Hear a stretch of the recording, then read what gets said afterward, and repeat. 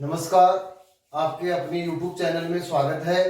हम 10th class के topic देख रहे थे जिसमें हमने सत्ता की साझेदारी का अर्थ समझ लिया था। इससे पहले वाली वीडियो में पहले सत्ता की साझेदारी का अर्थ समझने के बाद में ही ये टॉपिक समझ में आएगा।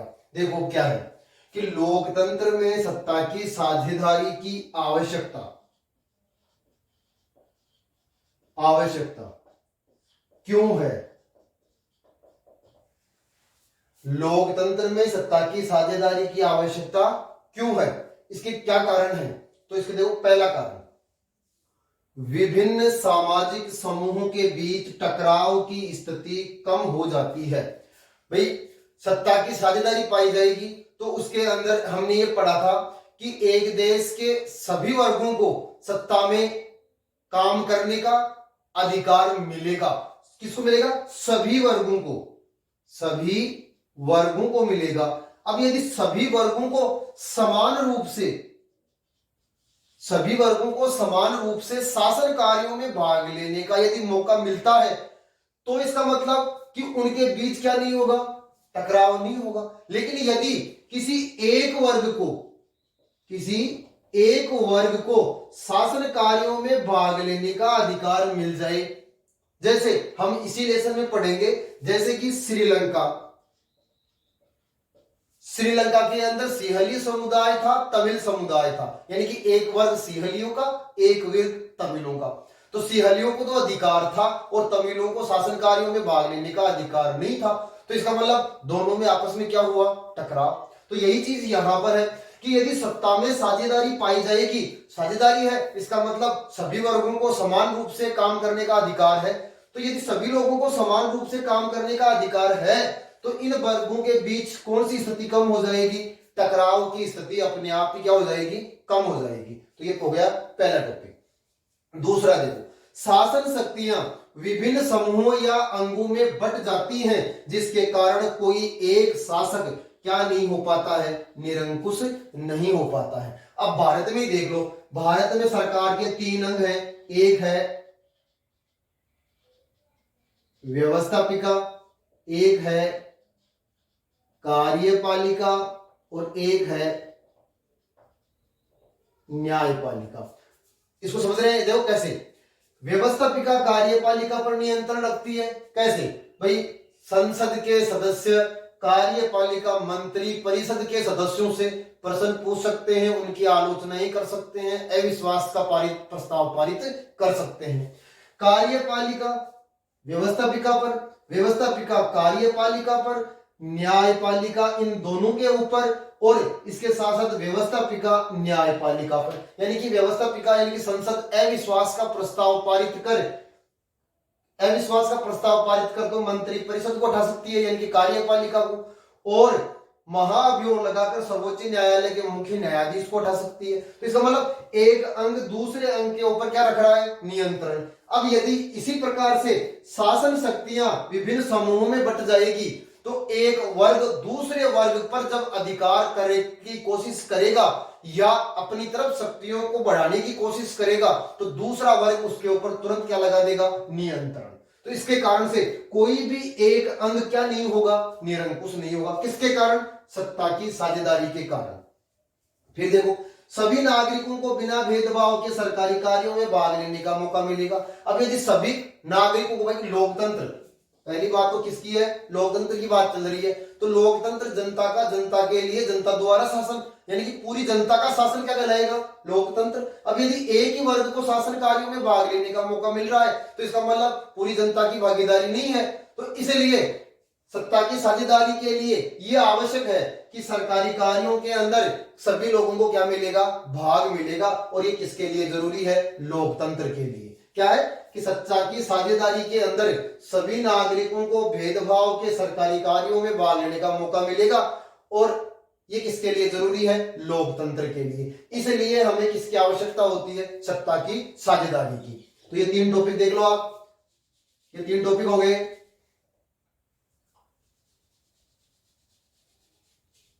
ये 3 टॉपिक आप इसका स्क्रीनशॉट ले लो। अगले 3 टॉपिक देखते हैं।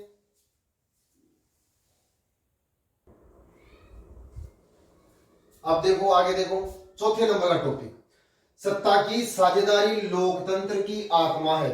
यहां से छोटा क्वेश्चन पूछता है, लोकतंत्र की आत्मा किसे कहा गया है? सत्ता की साझेदारी को। सत्ता की साझेदारी को किसकी आत्मा कहा गया है? लोकतंत्र की। आगे बात समझ में। अब लोकतंत्र की आत्मा कैसे है? तो देखो, आत्मा जिस प्रकार से मनुष्य के लिए, यानी कि मनुष्य शरीर के लिए उसकी आत्मा महत्वपूर्ण है, क्योंकि आत्मा के बिना मनुष्य का शरीर काम नहीं कर सकता, कोई भी अंग काम नहीं कर सकता, मस्तिष्क, हाथ पैर, कोई भी काम नहीं कर सकता। जिस प्रकार से एक मनुष्य के लिए आत्मा महत्वपूर्ण है, उसी प्रकार से लोकतंत्र के लिए सत्ता की साझेदारी आवश्यक है, क्योंकि बिना सत्ता की साझेदारी के हम लोकतांत्रिक व्यवस्था की कल्पना नहीं कर सकते। लोकतंत्र है क्या? जनता का शासन हो, सभी वर्गों को समान रूप से अधिकार हो, सभी वर्गों को शासन कार्यों में भाग लेने का मौका मिलता हो, तो ये सारी चीजें क्या है? लोकतंत्र है। और लोकतंत्र के लिए किसकी आवश्यकता है? सत्ता की साझेदारी की। बिना सत्ता की साझेदारी के हम लोकतंत्र की कल्पना नहीं कर सकते, इसलिए इसको लोकतंत्र की क्या कहा गया है? आत्मा, इसलिए आवश्यक है। फिर देखो पांचवा, सत्ता की साझेदारी से व्यवस्थाएं सुचारू व प्रभावपूर्ण तरीके से लागू की जा सकती हैं। व्यवस्थाएं लागू करना, जब एक ही वर्ग को सारे अधिकार हो, तो वो वर्ग यदि कोई व्यवस्थाएं लागू करने का प्रयास कर रहा है, तो बाकी के वर्ग उसको स्वीकार करने के लिए तैयार नहीं होंगे, किसी भी हालत में वो तैयार नहीं हो सकते, तो ऐसी व्यवस्थाओं को लागू करना संभव नहीं है। लेकिन यदि सभी वर्गों को शासन में अधिकार हो और उनके द्वारा कोई व्यवस्थाएं लागू की जाए, तो सभी वर्ग उनको समान रूप से स्वीकार करने को लिए क्या रहेंगे? तैयार। तो ऐसी व्यवस्थाओं को प्रभावपूर्ण तरीके से लागू करने के लिए किसकी आवश्यकता होती है? सत्ता की साझेदारी की। दूसरा हो गया। तीसरा, छठा देखो, लोकतंत्र में स्थानीय संस्थाओं के द्वारा जनता अपनी स्थानीय समस्याओं के समाधान का प्रयत्न करती है। स्थानीय संस्थाएं जनता और स्थानीय समस्याओं का समाधान, जैसे यदि संसद किसी ग्रामीण व्यवस्था को बनाने का प्रयास करे या किसी ग्रामीण समस्या का हल निकालने का प्रयास करे, तो उसकी तुलना के अंदर ग्राम पंचायत तो उस समस्या को अच्छी तरीके से समझ पाएगी, क्योंकि स्थानीय लोग अपनी यहाँ की समस्याओं को समझने और उनके लिए क्या उपाय निकालना है वो इसके लिए सक्षम है।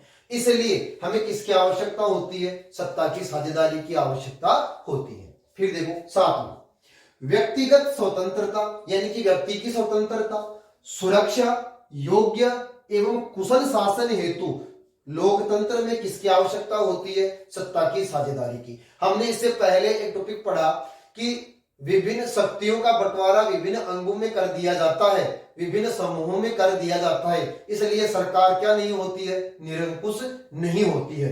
निरंकुश नहीं है, इसलिए वहां पर व्यक्ति क्या है? स्वतंत्र है। शासन सत्ता यदि निरंकुश नहीं है तो व्यक्ति क्या है? स्वतंत्र है, पहली बात। दूसरी बात, सुरक्षा, योग्य और कुशल।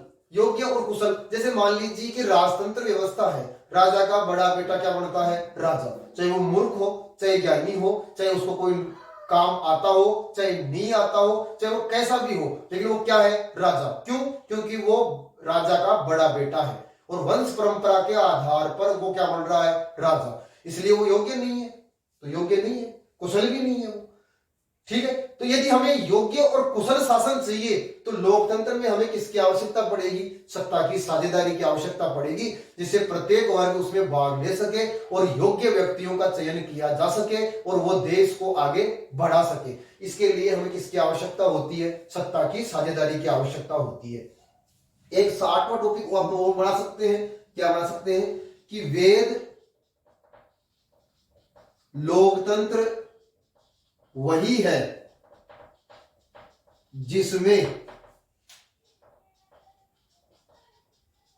साझेदारी पाई जाती है।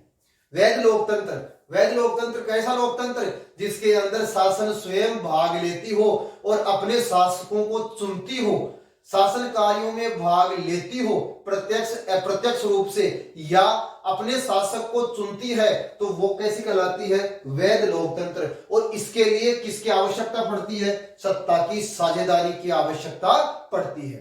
तो ये अपना दूसरा टॉपिक हो गया कि लोकतंत्र में या फिर सत्ता में साझेदारी की आवश्यकता क्यों पड़ती है। तो इसके ये 7-8 टॉपिक हैं, या आप इनका स्क्रीनशॉट ले लिया करें और अपने कॉपी में इनको उतार लिया करें। ठीक है, अब अगला जो टॉपिक है, जैसे श्रीलंका का जातीय संघर्ष, बेल्जियम की जातीय बुनावट, कुछ और महत्वपूर्ण टॉपिक हैं, वो हम इससे अगले वीडियो के अंदर देखेंगे। तब तक धन्यवाद। यदि आपको ये चैनल अच्छा लगे, टॉपिक अच्छा लगे, तो इसको लाइक करें, शेयर करें, सब्सक्राइब करें।